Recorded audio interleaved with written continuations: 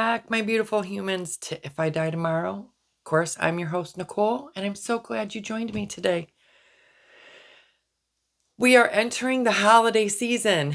Some people, they find that refreshing and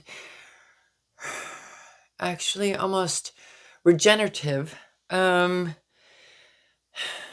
it restores some kind of faith in humanity. A lot of goodwill is spread. There's less complaining. Then there are others who this is a really difficult time. And to be mindful of all of that can be crazy on top of what we are already trying to do. And as we discussed last week with Love Isn't a Ledger, and we acknowledged an invisible contribution, we're going into a lesson on true presence and selfless generosity. This week, we explore the real spirit of Thanksgiving, tracing its roots to the initial encounter where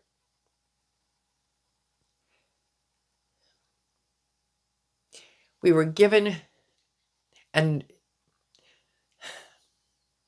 there was giving and receiving freely, even when the climate and the temperature for trust from one another was, let's just be honest, teetering. I mean, there was so much done on both sides. But what really happened is it was a powerful act of sharing without expectation. And we challenged the modern day transactional approach. Don't tell me it is. There's so much that if I did this for you, you should do this for me. And it is transactional and not kindness anymore when that happens. And sometimes we don't even realize that we're secretly waiting for a return on an act of kindness, but maybe this will point that out to you, and maybe it'll teach us to be better. So I'm hoping that you tune in to learn how to release the contract of expectation and embrace giving as a pure, rewarding act of purpose.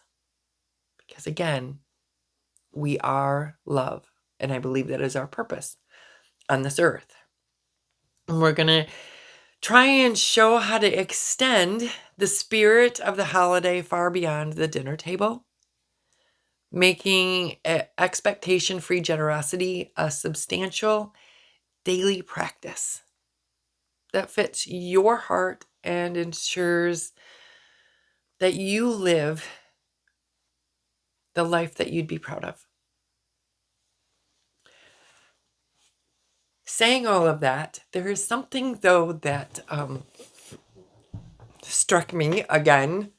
As you know, I am on my own spiritual journey. I have said it before. I have faith and I believe in God. I believe in Jesus Christ. I believe in the Holy Spirit. And I am learning. I read the Bible, but I cannot honestly, again, tell you every book, every chapter, every verse. I know things that stick to me, and they stick. Okay. But when I was talking and putting together this one about Thanksgiving, I will tell you something came across and came in my brain. And as I've described before, if it goes in there, it's not going to stop until I say something. Again, I don't need any help going crazy. So, do you know the story? And I'm sure you do. The story of the woman who was afflicted for 12 years with the blood disease, a bleeding issue. And it was talked about in the Bible. And all she did was touch the hem of his clothes, of Jesus's clothes as he was walking through. The story is talked about in Matthew. I wrote this down. Matthew 9:20 through 22, which is kind of deflating for me anyway, because this story is coming to me. Mark 5:25 through 34, which is the longest version of it and discussion of it. And then Luke 8:43 through 48. And I don't know if any of you have seen The Chosen. I have. But there's something in the way they discuss this story in Matthew, Mark, and Luke. And again, Mark is the most substantial. And I thought about it a different way. So if you read the story about her, her faith was so strong that she knew if she just touched his hem, she would be healed. And she managed to do that. And as she did, because her faith was so strong, Jesus actually felt virtue leave him. And we always look at it as, like, because he talks, who touched me? And, all of his all of his apostles are like, look, we are in a crowded street. Everybody is trying to touch you. So you're going to ask who touched me? Who touched me? And I think, and I could be wrong, but like we need restoration in humanity, I think sometimes God, the Holy Spirit, and Jesus, they need it. And I think that while Jesus was on this earth, before he was crucified, died, and rose, sometimes I think he needed the reminder of that we actually, as a humanity, and that we actually had faith and we believed. And sometimes he needed that reminder. And I think she was that reminder, which is why it actually made it into the Bible. And I think it was a reminder for him. And I think it's a good reminder for all of us that there is still faith in this world and that we are waiting. And I think it was a good reminder for Jesus. And so, again, that story was not leaving my head until I said it out loud, that maybe this is another way to look at it, and it fits perfectly with Thanksgiving and with acting and sharing without expectation. Because in some ways, a lot of people kind of, and I really hate it, and I know hate's a very strong word, but sometimes God and Jesus and the Holy Spirit is talked about like they're genies in a bottle. Ooh, I need to win the lottery. Ooh, grant me this. Ooh, give me that. What are you giving? What are you giving? You're asking, but what are you giving? So, just another way to look at it. And again, like I said, my brain was not going to shut off until I said something. So, I've said something. Now I will get into our actual Thanksgiving episode. And I wish you and your family a beautiful Thanksgiving. I know there will be a chair that's empty. And I grant, and I can't grant anything. My wish is that peace and comfort in their memories will make the day a little easier. And that you find a memory to share that will make you laugh or smile.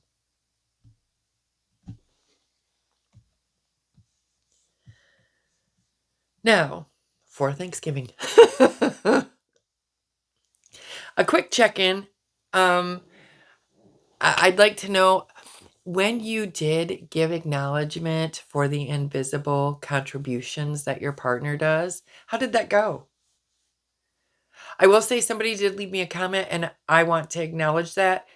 Absolutely. This goes for both when someone is stay at home and the other person works out, or both of you are outside working and you come home.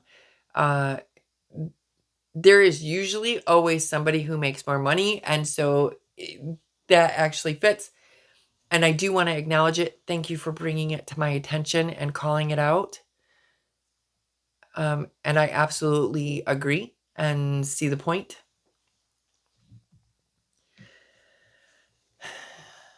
I hope when you did make your acknowledgement and your thank you, um, I, I hope it helped something in your relationship. And if they seemed surprised, I hope it opened up a discussion, because that should be a flag to you just as much as it is to them. Because I just don't want any of us to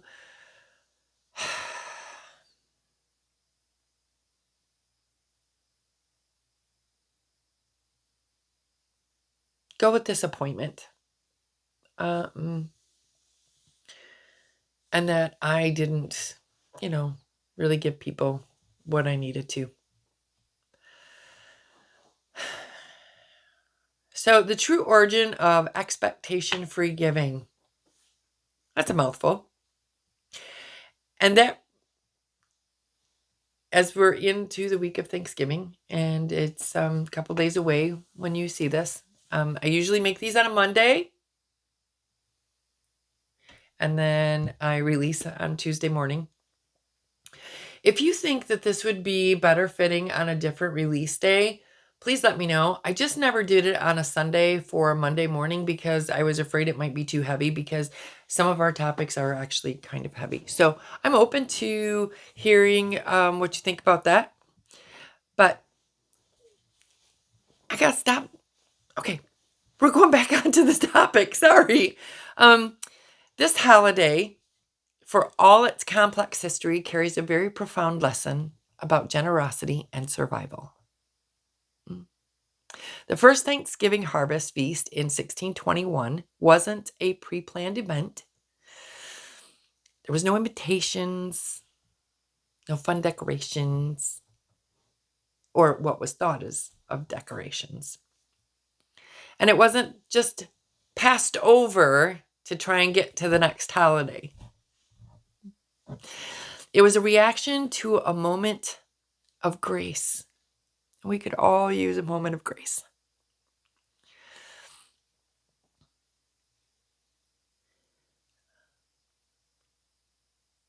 The chief had already formed a mutual defense treaty with a struggling Plymouth colonists. And after the colonists' first harvest, the people, seeing the celebrations and the need, arrived with a gift: 5 deer. The tribe didn't have to do anything, but their chief felt it important.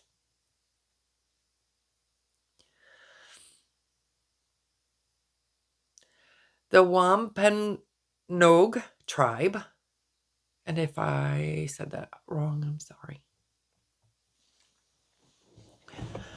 gave a gift that no one was expecting. When they went and arrived with the 5 deer, they themselves had endured unimaginable hardships and watched the colony population shrink dramatically, and they chose to freely share their abundance with people who were at best uncertain allies. They were not obligated to give. There was no social contract, no expectation of in immediate repayment. It was a pure act of proactive generosity, a shared feast of survival given without an invisible price tag attached. Isn't that a beautiful thing? They gave without expecting. They gave it as a true gift and not a loan or a favor.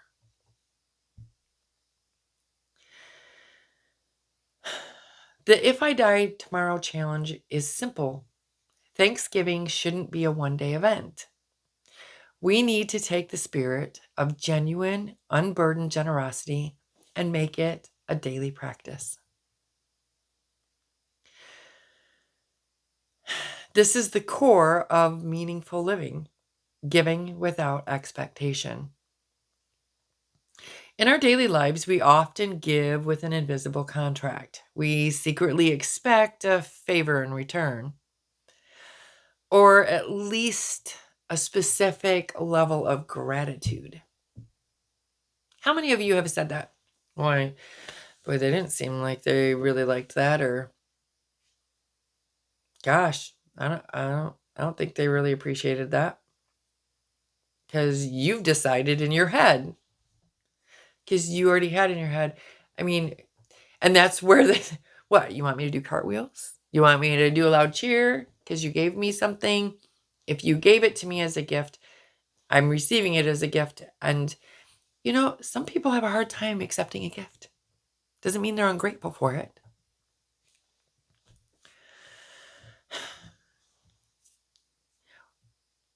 But when you put that in your head on there, you have made it a transaction and it's no longer generosity. And when the expectation isn't met, we ourselves feel disappointed, resentful, and then carry some kind of disappointment. Because that's what we put in our head. That's what we expected back. To live easier, you must release the contract. When you give a gift, or an act of service, or a word of information, you must see it as a donation. You're donating it to the person and to the world. It's not a loan that must be repaid. The moment the gift leaves your hand, your emotional involvement is over. It's just done. True giving is its own reward. It is a pure act of purpose that fills your own tank, mirroring the original uncalculated moment of sharing. Tell me that's not beautiful. And tell me that you actually don't feel something when you truly just give. And it makes you feel good. And you don't need anything in return. You don't want anything in return.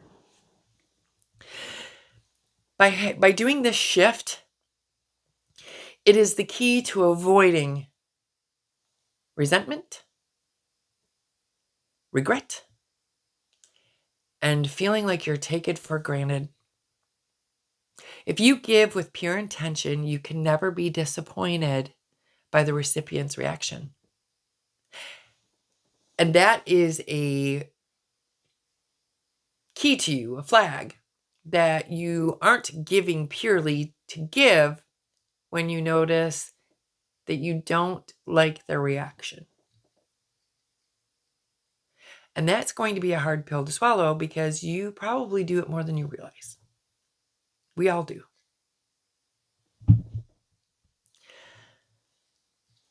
My question now is, how do we keep the spirit of expectation-free giving going long after the holiday? We can practice gratitude as a verb. Don't just feel gratitude, act grateful. Write one handwritten thank you note a month. Call one person a week just to praise them. And you can use their words of affirmation language, which we will learn about that. There's so much that we can learn in this world. So I'm going to be around a while. And I know this sounds weird, but schedule generosity. Put one act of giving on your calendar every month. Volunteering at an animal shelter, at a hospital, at a nursing home, at a school. You could also, if you don't feel that you have the time for volunteering, make a small donation anonymously. Or you could simply buy a coffee for somebody. And I pay it forward.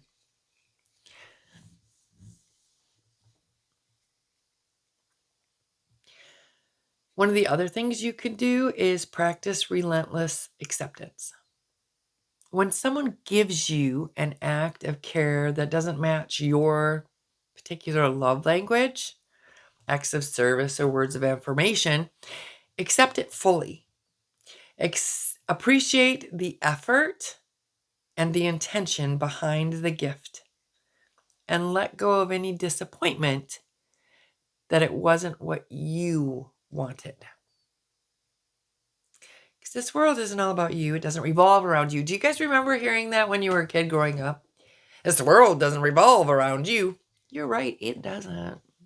Remember that. Sometimes it's easy to get lost and forget that, because this is an I-centered world. And if I die tomorrow, I don't want that. I want to be to others, not how I felt, what I did, what I created.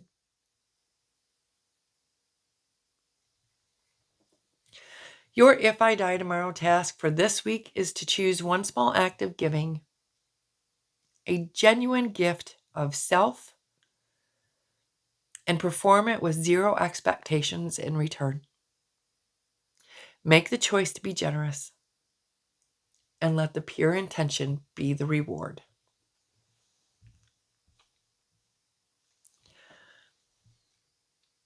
It's not always easy, especially when you're battling thoughts in your head and you're dealing with trauma that you had in the past. But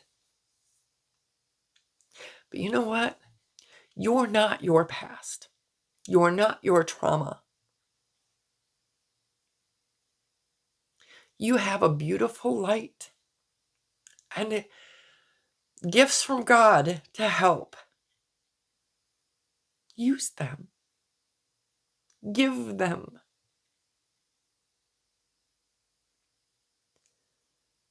And be okay in knowing that you did. Whether you think the other person wanted it or acknowledged it. I mean, there's always where you can go too far. Please don't do that to me on this. Let's just be grateful and give purely just to give. And again, for those of you missing someone this holiday season, I understand. And I'm sorry.